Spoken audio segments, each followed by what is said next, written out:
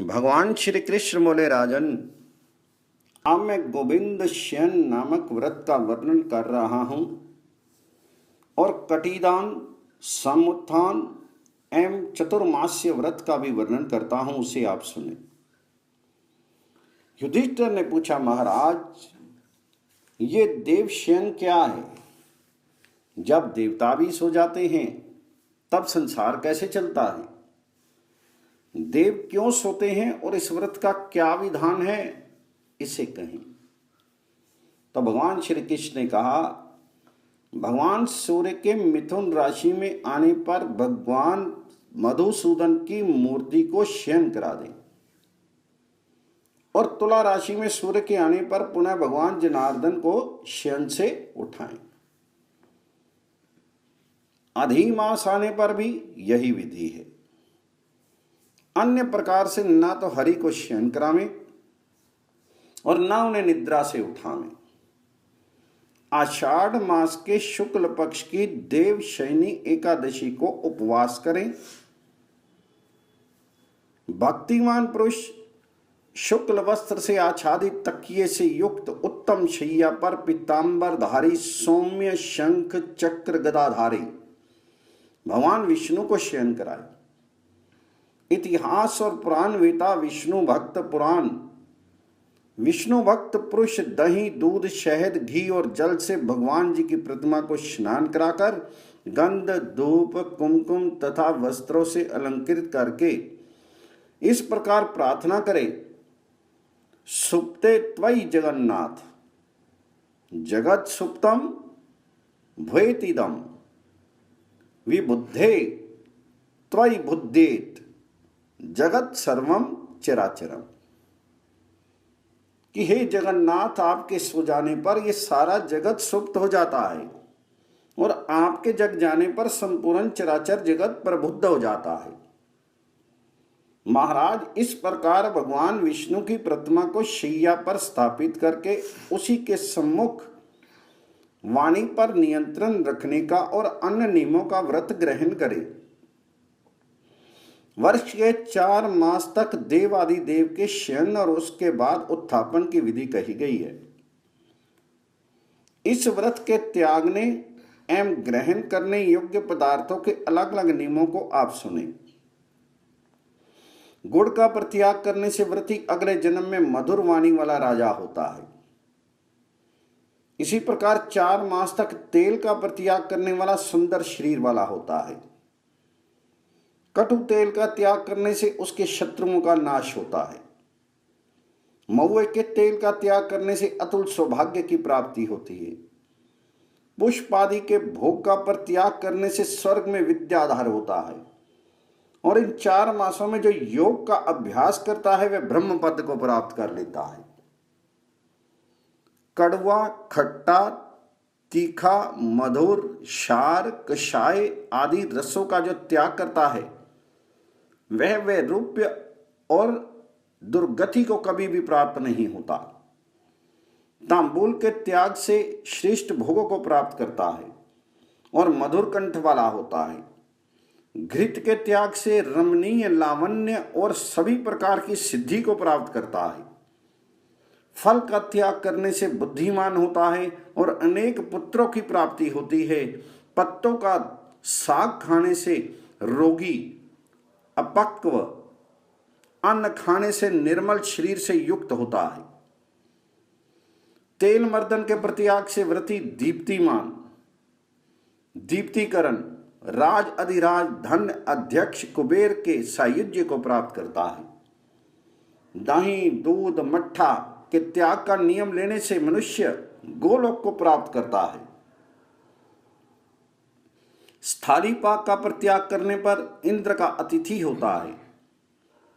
ताप पक्व वस्तु के भक्षण का नियम लेने पर दीर्घायु संतान की प्राप्ति होती है। पृथ्वी पर शयन का नियम लेने से विष्णु का भक्त होता है। हे धर्मनंदन, इन वस्तुओं के परित्याग से धर्म होता है। नख और केशों के धारण करने पर, प्रतिदिन गंगा स्नान करने पर एवं मौनव्रती रहने पर उसकी आज्ञा का कोई भी उल्लंघन नहीं कर सकता। जो सदा पृथ्वी पर भोजन करता है वह पृथ्वीपति होता है। ओम नमो नारायणाय इस अष्टाक्षर मंत्र का निराहार रहकर जप करने एवं भगवान विष्णु के चरणों की वंदना करने से गौदान जन्य फल प्राप्त होता है।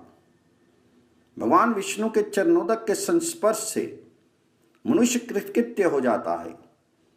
चतुर्मास में भगवान विष्णु के मंदिर में उपलेपन और अर्चना करने से मनुष्य कल्प पर्यंत स्थायी राजा होता है, इसमें संशय नहीं है। स्तुति पाठ करता हुआ जो 100 बार भगवान विष्णु की प्रदक्षिणा करता है एवं पुष्पमाला आदि से पूजा करता है वह हंस युक्त विमान के द्वारा विष्णु लोक को जाता है।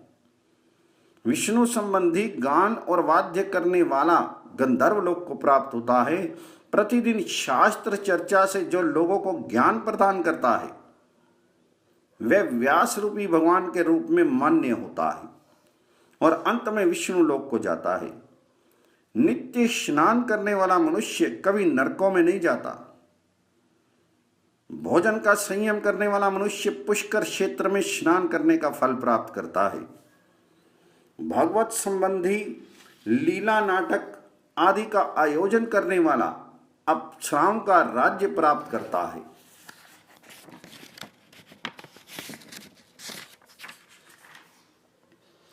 आयाचित भोजन करने वाला श्रेष्ठ बावली और कुआं बनाने का फल प्राप्त करता है। दिन के छठे अर्थात अंतिम भाग में अन्न के भक्षण करने से मनुष्य स्थायी रूप से स्वर्ग प्राप्त करता है। पत्तल में भोजन करने वाला मनुष्य कुरुक्षेत्र में वास करने का फल प्राप्त करता है। शिला पर नित्य भोजन करने से प्रयाग में स्नान करने का फल प्राप्त करता है। 2 प्रहर तक जल का त्याग करने से कभी रोगी नहीं होता। हे पार्थ, चतुर्मास में इस प्रकार के व्रत एवं नियमों के पालन से साधक पूर्ण संतोष को प्राप्त करता है, अर्थात सभी प्रकार सुखी एवं संतुष्ट हो जाता है। गरुड़ ध्वज जगन्नाथ के शयन करने पर चारों वर्णों की विवाह, यज्ञ आदि सभी क्रियाएं संपादित नहीं होती। विवाह, यज्ञोपवीत आदि संस्कार, दीक्षा, ग्रहण, यज्ञ, गृह प्रवेश आदि, गौदान, प्रतिष्ठा और जितने भी शुभ कर्म हैं वे सभी चतुर्मास में त्याज्य हैं। संक्रांति रहित मास में अर्थात मल मास में देवता एवं पितरों से संबंधित कोई भी क्रिया संपादित नहीं की जानी चाहिए। भाद्रपद मास के शुक्ल पक्ष की एकादशी को भगवान विष्णु का कटिदान होता है, अर्थात करवट बदलने की क्रिया संपन्न करनी चाहिए। इस दिन महापूजा करनी चाहिए। अब इस विष्णु शयन का कारण सुनिए। किसी समय तपस्या के प्रभाव से हरि को संतुष्ट करके योग निद्रा ने प्रार्थना की कि भगवान आप मुझे भी अपने अंगों में स्थान दीजिए। तब मैंने देखा कि मेरा संपूर्ण शरीर तो लक्ष्मी आदि के द्वारा अधिष्ठित है। लक्ष्मी के द्वारा उरस्थल, शंख, चक्र, शांग्र, धनुष तथा असी के द्वारा बाहु, वैंते के द्वारा नाभि के नीचे के अंग, मुकुट से सिर, कुंडलों से कान अबद्ध हैं। इसलिए मैंने संतुष्ट होकर नेत्रों में आदर से योग निद्रा को स्थान दिया और कहा कि तुम वर्ष में 4 मास मेरे आश्रित रहोगी। ये सुनकर प्रसन्न होकर योग निद्रा ने मेरे नेत्रों में वास किया। मैं उस मनस्विनी को आदर देता हूँ। योग निद्रा में जब मैं क्षीर सागर में इस महानिद्रा रूपी शेष शैया पर शयन करता हूँ, उस समय ब्रह्मा के सानिध्य में भगवती लक्ष्मी अपने कर कमलों से मेरे दोनों चरणों का मर्दन करती और क्षीर सागर की लहरें मेरे चरणों को धोती हैं। हे पांडव श्रेष्ठ, जो मनुष्य इस चतुर्मास के समय अनेक व्रत नियम पूर्वक रहता है वह कल पर्यंत विष्णु लोक में निवास करता है, इसमें कोई संशय नहीं है। शंख चक्र गदाधारी भगवान विष्णु कार्तिक मास के शुक्ल पक्ष की एकादशी में जागते हैं। उनकी व्रत विधि आप सुनिए। भगवान जी को इस मंत्र से जगाना चाहिए, इदम विष्णुर्वि चक्र में त्रिधा निधदे पदम समूढ़मस्य पाम सुरेश्वाहा। अपने आसन पर विष्णु के जागने पर संसार की सभी धार्मिक क्रियाएं प्रवृत्त हो जाती हैं। शंख, मृदंग आदि वाद्यों की ध्वनि एवं जय घोष के साथ भगवान जी को रात्रि में रथ पर बिठाकर घुमाना चाहिए। देव द्वेष के उठने पर नगर को दीप आदि से दैदीप्यमान कर नृत्य, गीत, वाद्य आदि से मंगल उत्सव करना चाहिए। धरणीधर दामोदर भगवान विष्णु उठकर जिसको देखते हैं उस समय उन्हें प्रदत्त सभी वस्तुएं मानव को स्वर्ग में प्राप्त होती हैं। एकादशी के दिन रात्रि में मंदिर में जागरण करें। द्वादशी में प्रातःकाल स्वच्छ जल से स्नान करके विष्णु की पूजा करें। अग्नि में घृत आदि हव्य द्रव्यों से हवन करें। अनंतर स्नान करके ब्राह्मण को विशिष्ट अन्नों का भोजन कराएं।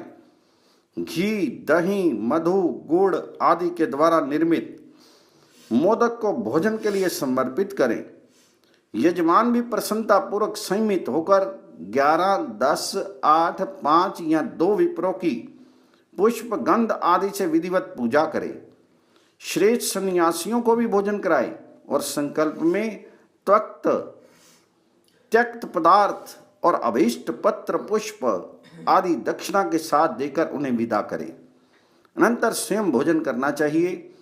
जिस वस्तु को 4 मास तक छोड़ा है उसे भी खाना चाहिए। ऐसा करने से धर्म की प्राप्ति होती है। अंत में व्रती विष्णुपुरी वैकुंठ को प्राप्त करता है। जिस व्यक्ति का चतुर्मास व्रत निर्विघ्न संपन्न होता है वह कृतकृत्य हो जाता है, उसका पुनर्जन्म नहीं होता। हे पार्थ, जो देवशयन व्रत को विधि पूर्वक संपन्न करता हुआ अंत में भगवान विष्णु को जगाता है वह विष्णु लोक को प्राप्त करता है। इस महात्म को जो मनुष्य ध्यान से सुनता है, स्तुति करता है, कहता है, वह विष्णु लोक को प्राप्त करता है। क्षीर सागर में भगवान अनंत जिस दिन सोते हैं और जागते हैं उस दिन अनन्य चित्त से उपवास करने वाला पुरुष सद्गति को प्राप्त करता है।